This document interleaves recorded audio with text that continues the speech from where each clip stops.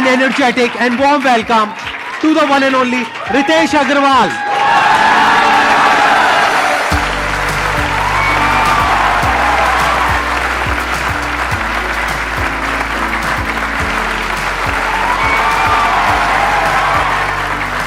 Please बैठिए. How old were you जब आपने शुरू किया था? I started at 18 और कई बार मैं भी I used to feel down as well. तो मुझे पता है आप कई सारे और एंटरप्रेन्योर से मिलते हैं जिन लोगों ने बिजनेसेस बड़े समय से बनाए हुए हैं, बट मैं शायद आपसे पहला एंटरप्रेन्योर मिल रहा हूँ जो who has also grown up being motivated by you. So thank you so much. Good to know that. सबसे पहले तो आपसे ये समझना चाहूंगा कि आइडिया आपके माइंड में कहाँ से आया? देखिए सबसे पहले तो मैंने कंपनी शुरुआत करी थी जब मैं जस्ट हाई स्कूल से बाहर निकला था. तो उस समय मैं इंटर्नशिप्स करने लगा था छोटी छोटी कंपनियों में कि एक वेबसाइट बनवा लीजिए, सोशल मीडिया पेज बनवा लीजिए एंड सो ऑन. तो उससे थोड़ी स्टाइपेंड मिलती थी और मुझे ट्रैवल करने का बड़ा शौक था. तो मैं यहाँ पे आनंद विहार ISBT से बस लेकर के कहीं पे भी जहाँ पे भी बस लेकर के जा सके, चाहे उत्तराखंड हो, राजस्थान हो, हिमाचल हो, वहाँ जाने की कोशिश करता था. वहाँ पे रहने की जगह सारी महंगी होती थी, तो मुझे छोटी छोटी गेस्ट हाउसेस, हॉलिडे होम्स, इस तरह की जगह मिलती थी जिनको जनरली लोगों ने डिस्कवर नहीं किया होता था, पर आपको 300 रुपये, 500 रुपये, 800 रुपये में ठीक साफ सुथरा जगह मिल जाता था. तो मेरी शुरुआत इस चीज़ से हुई कि मैंने देखा कि ये सारी जगह काफ़ी अवेलेबल हैं पर अननोन है एक तरीके से. तो उसको जो है मैंने एक वेबसाइट में डिस्ट्रीब्यूट करना शुरू किया कि इन जगहों में अगर आप रहें, उत्तराखंड में, हिमाचल में, राजस्थान में, आपको सस्ते दाम में प्राइस पे जगह मिलेगी. उससे शुरुआत किया मैंने ओरेवल का.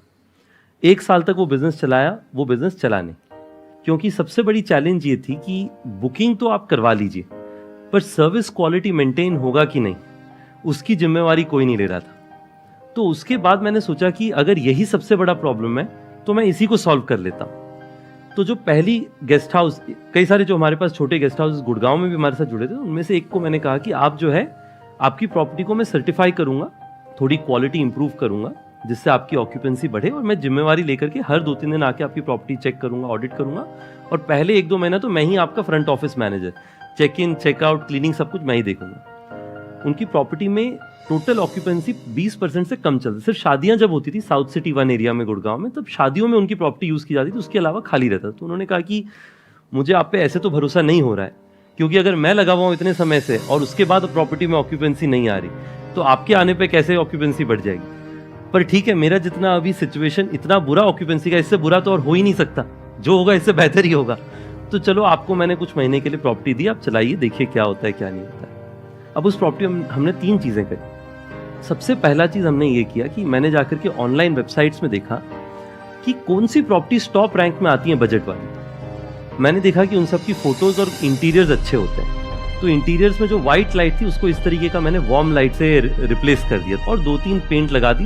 टोटल खर्चा पर कमरे का 4-5 हज़ार रुपये का आया होगा, जो कि ओनर से ही मैंने रिक्वेस्ट किया कि आप ही की प्रॉपर्टी में निवेश कर रहे हैं तो आप ही लगा दीजिए, मेरे पास तो कुछ है नहीं. उस होटल के साथ में आपने टाई अप किया, लेकिन आपने कुछ इन्वेस्ट नहीं किया? कुछ इन्वेस्ट नहीं किया, पर मैंने आइडियाज लगाए कि कैसे इसको इंप्रूव किया जा सके. हाँ. डायनेमिक प्राइसिंग लाई. तो होटल का प्राइस पहले हमेशा 2,000 रुपये पे फ्लैट रहता था पूरे साल.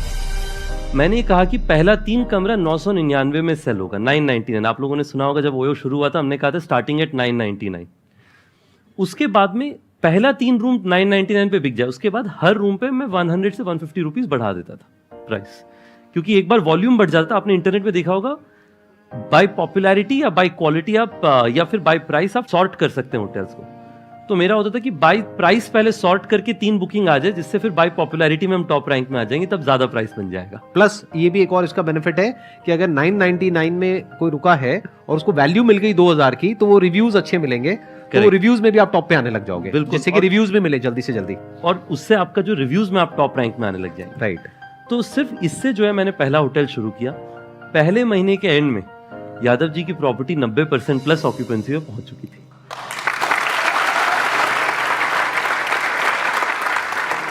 This was your first success. This was the if we first talk success. about success. First real success was this hotel getting this occupancy. और इंडिया में जो है अच्छी स्टोरी बहुत जल्दी फैलती है वर्ड ऑफ माउथ से. तो लोगों ने कहा अच्छा ये यादव जी की प्रॉपर्टी के बाहर बड़ी गाड़ियां लगने लगी हैं, कस्टमर्स आने लगे, कैसे आने Right. लगे? हाँ. तो लोगों ने कहा कि अब तब लोग ओयो नई ब्रांड थी, लोग कह नहीं पाते, तो लोग कहते थे ये योयो से अटैच किया इन्होंने, हाँ, तब से इनका काम बढ़ understand. गया। हाँ, तो लोगों ने कहा कि आप योयो से फोन करिए हाँ, और आपका होटल भर जाएगा। तो वो वर्ड ऑफ माउथ जो है उससे हमारे वो एक होटल से आज हमारे दुनिया भर में 1,40,000 प्रॉपर्टीज हैं, जो धीरे धीरे करके हमने फिर स्केल किया। लोग हमेशा स्टार्टअप्स में कहते हैं कि आपको आईआईटी से होना चाहिए, आईएम से होना चाहिए, Right. आईवी लीग से होना चाहिए। ये बहुत लोगों के नोशंस हैं, एक notion इस तरह होता के। राइट। मैं तो कहीं से किसी भी बड़ी कॉलेज में तो कॉलेज ही नहीं गया, मतलब बड़ी कॉलेज तो दूर की कॉलेज बात। आपने अपना करा भी नहीं? मैंने बिल्कुल तो मेरी स्टोरी तो ये मैं है, और आप दोनों 12th पास है मतलब? हम दोनों 12th पास हैं। तो 12वीं कक्षा के बाद में जो एक पीटर थियल हैं जो पेपैल के फाउंडर हैं, तो वो $100,000 यानी कि आज की करेंसी में 80 लाख रुपए 20 बच्चों को देते हैं 20 साल की उम्र से कम के लिए। कंडीशन ये है कि आपको कॉलेज छोड़ देना है। तो मैंने पीटर थियल के बारे में सुना साइबर कैफे में, पीटर थियल सर्च किया, मैंने प्रोग्राम के बारे में देखा, अप्लाई कर दिया। उसमें मेरे से पहले एशिया से कोई एक भी थियल फेलो कभी नहीं बना था, सिर्फ अमेरिकन, मोस्टली अमेरिकन मूल के लोग थे। तो मैंने जो अप्लाई कर देते हैं, मेरा कोई एक्सपेक्टेशन भी नहीं था कि कभी मेरे को थियल फेलो बनने का मौका मिलेगा। तो एक दिन मुझे फोन आया कि आप जो हैं टॉप 40 कैंडिडेट्स में से एक हैं जिनको यूएस बुलाया जा रहा है पिच करने के लिए। तो मेरे खुशी का कोई ठिकाना नहीं था, इसलिए नहीं क्योंकि थियल फेलो बन जाना था, मुझे तो लग रहा था उसके बाद भी नहीं होगा, क्योंकि 40 में से 20 सिलेक्ट होने थे। मेरी खुशी का इसलिए ठिकाना नहीं था कि मुझे लगा कि पहली बार यूएस जाने का मौका मिलेगा। वो भी उन्होंने स्पॉन्सर किया वो भी उनका स्पॉन्सरशिप। उसके बाद में यूएस गए और 40 बच्चों में से मुझे थियल फेलो चुना गया।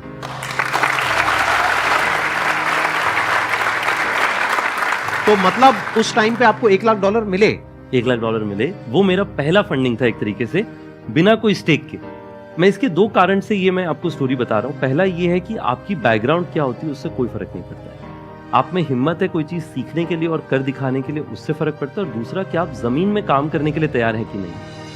क्योंकि कई बार क्या होता है, हम लोगों को ये लगता है कि अगर हम होटल के बिजनेस में हैं तो हम क्यों होटल ओनर कहीं हमें मना करके बाहर ना निकाल दे, हमें तो इस इंडस्ट्री के बारे में कुछ पता नहीं, कोई 2 सवाल पूछ लेंगे तो फेलियर हो जाएगी, रिजेक्शन हो जाएगा। उससे हमने बिल्कुल नहीं डरना है। अगर आपने स्टार्टअप करना है, उसका सबसे पहला मूल भाव ये है कि आपको अपने काम करने में शर्म नहीं आनी चाहिए। जो भी काम है, हर काम इज्जतदार है, उस पर you should be proud about it.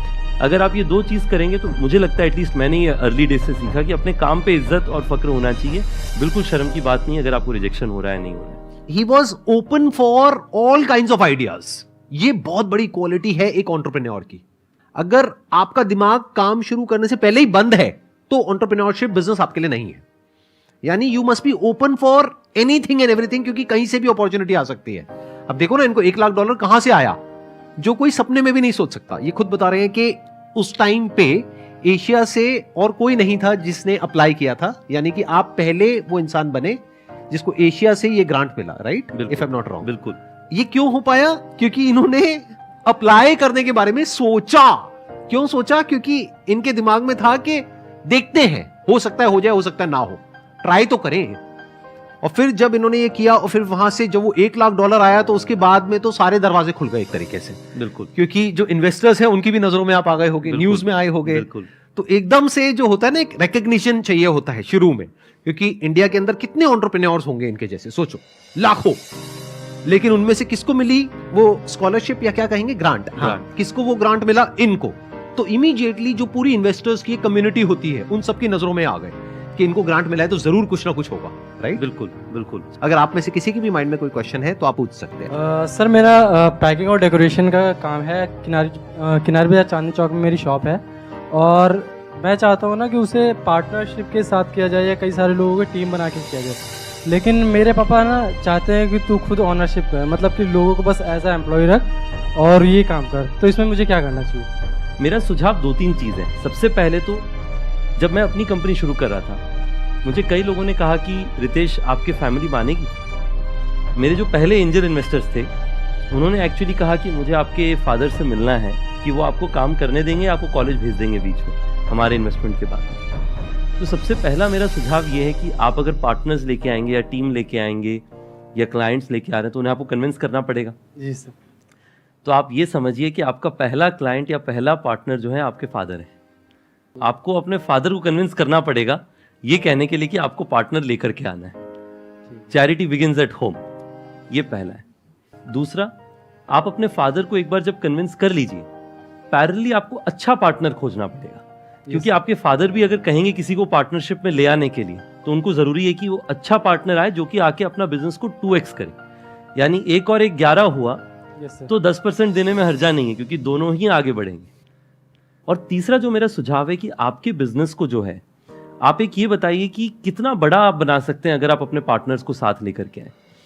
जैसे कि शुरुआत में अगर आपका, मान लीजिए आपने फादर को कहा कि देखिए आज जो मेरे फ्लावर डेकोरेशन का काम है, साल का कितना हो जाता होगा आपका टर्नओवर लगभग? सर अभी तो फिलहाल एक्चुअली क्या है, अभी तो सिर्फ शॉप है।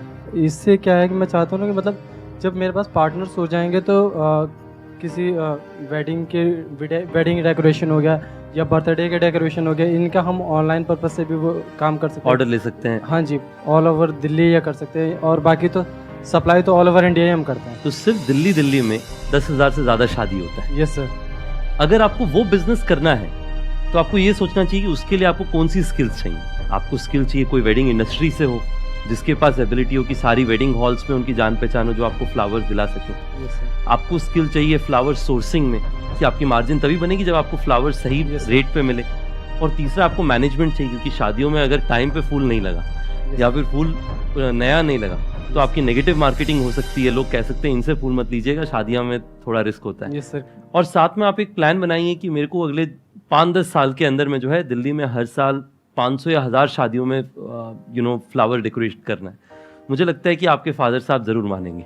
यहाँ पे ये सवाल इतना इंपॉर्टेंट नहीं है कि आपको पार्टनर्स को लेकर के आना है या किसी एम्प्लॉय को ऑनबोर्ड करना है। इंपॉर्टेंट ये है कि आपकी विजन क्या है। जैसे ये कह रहे हैं ना कि अभी इन्होंने बड़े कैजुअली एक बहुत बड़ी बात बोल दी कि अगर ऑन एन एवरेज महीने की 1000 शादियां भी आ जाती हैं तो उसके लिए कितनी बड़ी टीम चाहिए, आपको कितना कुछ चाहिए, तो उसके लिए एम्प्लॉयज भी चाहिए, पार्टनर्स भी चाहिए, स्टेक होल्डर्स भी चाहिए, सब कुछ चाहिए आपको, राइट। तो इंपॉर्टेंट ये है कि आपकी विजन क्या है।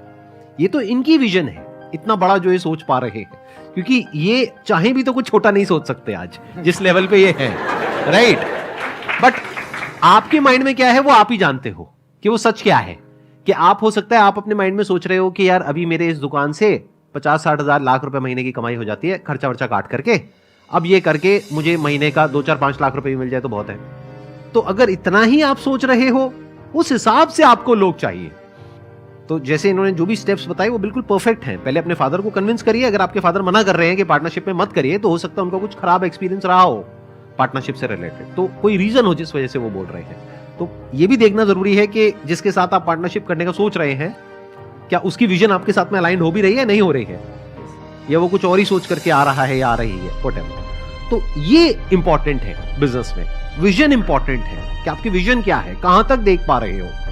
In fact I think, please correct me if I am wrong, आपके करियर में जो सबसे बड़ा जो टर्निंग पॉइंट रहा होगा, ये जो आप यूएस गए और आपको ग्रांट मिला, I think this must have been the biggest turning point of your life in terms of thinking big. नहीं बिल्कुल, आई थिंक ये जो एक बहुत बढ़िया बात बता रहे हैं सर। सबसे पहले तो I fully agree with sir in saying कि आपको एक अपने तरफ से क्लियर होना चाहिए कि मैंने क्या करना है। अगर आपका एम्बिशन है एक्स, आप अगर पार्टनर को बिना एक्सपेक्टेशन सेटिंग के ले आए, like in any situation, expectation setting is most important. उनकी एक्सपेक्टेशन कुछ और है, आपकी कुछ और है, तो आपकी डेली लड़ाइयां होंगी। You should avoid it. तो आप एक्सपेक्टेशन सेटिंग करिए, उसके हिसाब से आप सही पार्टनर खोज पाएंगे। जो थिंकिंग बिग है बहुत जरूरी चीज है कि मैंने हमेशा सीखा है, you are the average of 10 people around you. जिसका मतलब आपके आसपास के जो 10 लोग हैं, आप ना चाह के भी उन 10 लोगों के एवरेज बन जाते हैं। अगर आपके आसपास 10 लोग हैं जो बड़ी चीजें सोच रहे हैं, आप अगर छोटी सोच रहे हो, आप उनके आसपास रह के सोचते हो थोड़ा मैं भी बड़ी सोच लेता हूँ, बड़ा नहीं तो मीडियम तो सोच लेते हैं छोटे से। पर अगर आपके पास 10 लोग हैं जो लोग दिन भर ये सोच रहे हैं कि चलो मैंने कुछ मान लीजिए छुट्टी मनाने के बारे में सोचना है, तो आपके दिल में बिल्कुल छुट्टी का दिल नहीं होगा, पर फिर भी आप भी सोचेंगे थोड़ी छुट्टी मैं भी सोच लेता हूँ। तो थियल फेलोशिप पहली बार ऐसी जगह थी जहां पे सब लोग बड़ी सोच रहे थे। हमारी फ्लैट में एक लड़का रहता था जिसकी कंपनी ही नहीं थी। उसने आके कहा कि मुझे दुनिया की सबसे बड़ी फ्लैश स्टोरेज कंपनी बनानी है। मैंने कहा ना, इनके पास, जैसे हमारे देश में मैं कहता था मेरे को साउथ सिटी 1 का सबसे बड़ा गेस्ट हाउस बिजनेस बनाना है। लोग हंसते थे मुझ पे कि साउथ सिटी 1 में तुम्हें लगता है तुम सबसे बड़ी गेस्ट हाउस बना लोगे। ये बहुत इंपॉर्टेंट पॉइंट है जो ये बोल रहे हैं। अपनी अटेंशन को बढ़ा लो जितना बढ़ा सकते हो।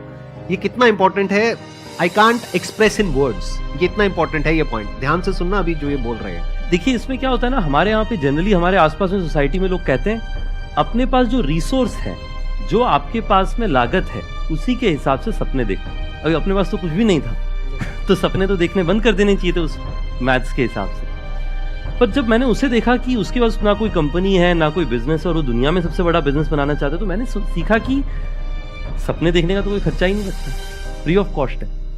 अगर आप सोच सकते हैं बड़ा तो उसके बाद में again goes back to probability, अगर नहीं सोचे तो 100% चांस है कि आप नहीं बना पाएंगे, पर अगर सोच लिया तो शायद 1-2% चांस है कि आप बना सकते हैं।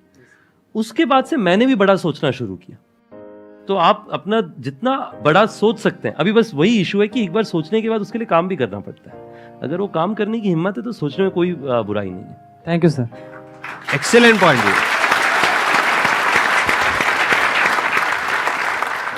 सर जैसा आपको देख के लग रहा है, जो मेरे को फील हो रहा है, आप बहुत कूलर काम पर्सन है।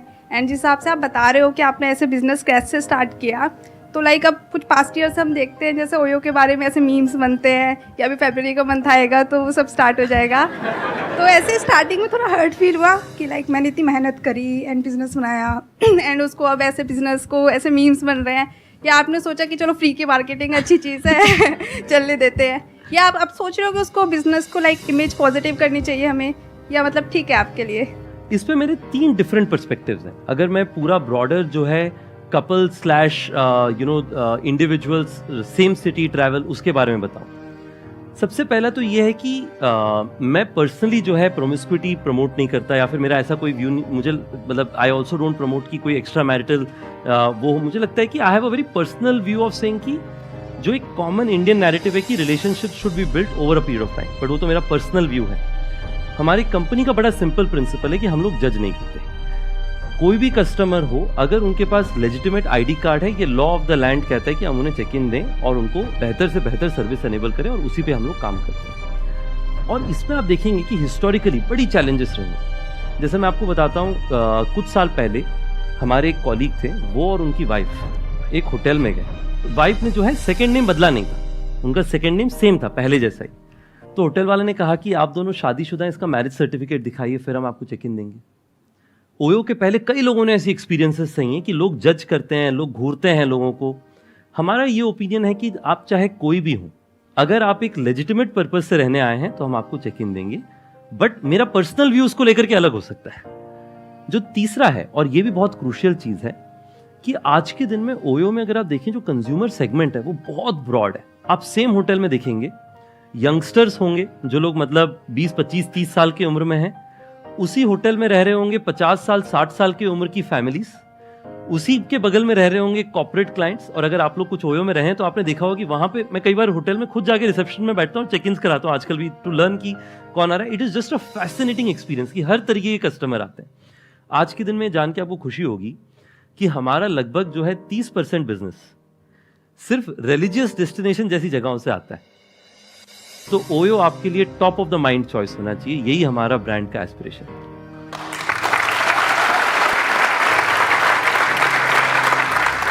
इंडिया में मुझे लगता है जो अगली जनरेशन की बिजनेसेस होंगी वो हम जैसे लोग चलाएंगे, और मेरा होप ये है कि आगे चल करके आप में से कुछ लोग मुझे मिलें और कहें कि रितेश, आपसे मैं मुलाकात किया था सर के साथ में एक समय, और आज मैंने इतना बड़ा बिजनेस अपना खुद का बनाया। मेरा होप है कि इस डिस्कशन का आपको वैल्यू हो, जो लोग वीडियो में सुन रहे हैं उनके लिए भी। और last but not the least, मुझे ये लगता है कि इन कॉन्वर्जेशन से मुझे खुद को भी एक चीज़ सीखने को मिलती है कि to be close to your roots. जब मैं वापस अपने बारे में सोचता हूँ कि कंपनी में जब भी कुछ गलत होता है वो तब होता है जब मैं अपने रूट से बदलता हूँ। जैसे for example openness to new ideas. मैंने देखा जब भी हमारी कंपनी में कुछ गलतियां होती हैं तब होती हैं जब मैं नए आइडिया से ओपन होना बंद हो जाता हूँ। तो हमेशा अपने, ऐसा नहीं कि रूट से इतना अटैच हो जाओ कि बदलो मत, बट जो रूट के समय में जब कुछ भी नहीं था आपके पास में, आपकी वैल्यू सिस्टम क्या थी, उसे आप कंटिन्यू रखें। ये 3 चीजें मेरे लिए काफी वैल्यूएबल थी, तो मेरे लिए तो it has been fantastic. Thank you, आप लोगों ने मुझे बुलाया। एक्सेलेंट जी, एक्सेलेंट। हाँ, थैंक यू सो मच जी, thank you so much for coming.